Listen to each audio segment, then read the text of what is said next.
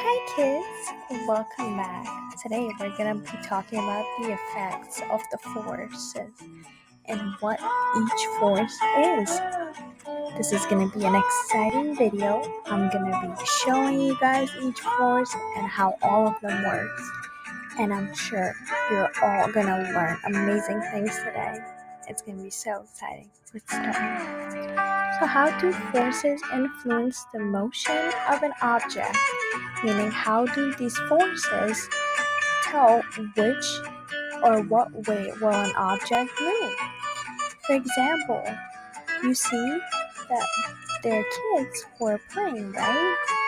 Both are trying to pull towards themselves, but one with the stronger force will pull towards them.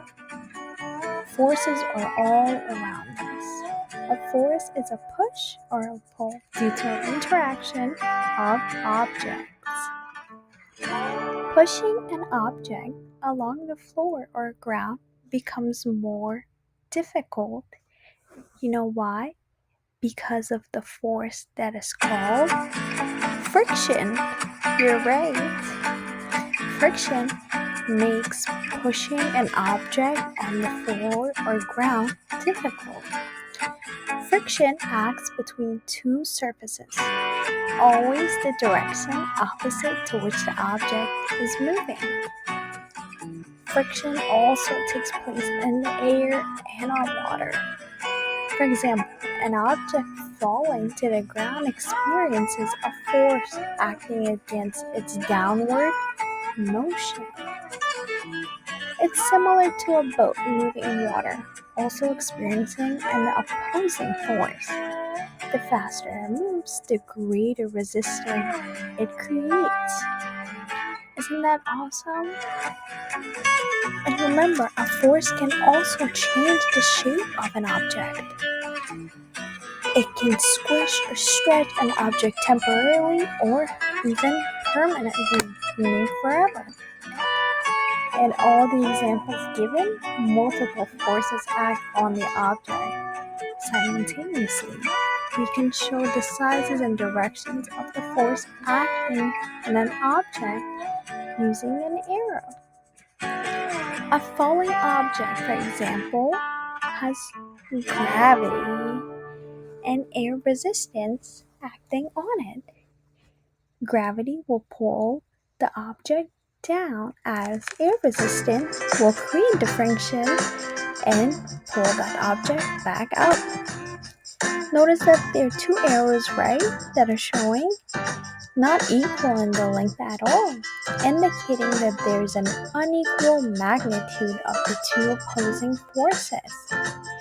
We describe this as unbalanced. Since the forces are unbalanced, the object will move in the direction with the greater force. The bigger force will always win. A ship that starts sailing from the breast is also an example of an object experiencing an unbalanced force. Now, what does a balanced force look like?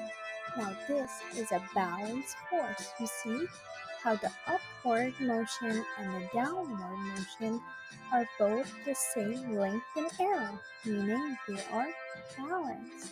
Good job.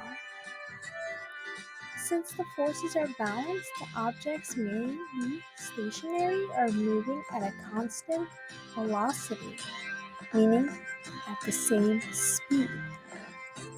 A box at rest on a table is an example of an object that's acted by a balanced force. Can you think of something that is acted upon a balanced force? Think about it, pause the video, and find a couple things. Can you think of other examples where forces are at play?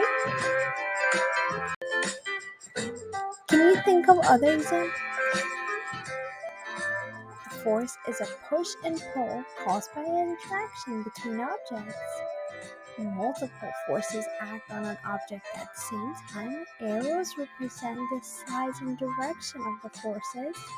In a free body diagram, forces may be balanced or imbalanced. Make sure to know these. How would our movement and daily activities change if forces were always balanced? Could you be running really fast? Imagine when we are jumping, how fast we come back down. Do you think that's balanced or unbalanced? Good job, that is unbalanced. Thank you all so much for watching this video. I will see you all very soon. Make sure to know your forces, balanced or unbalanced, and share with your friends. I am so proud of you all, and I will see you all very soon. Bye, friends.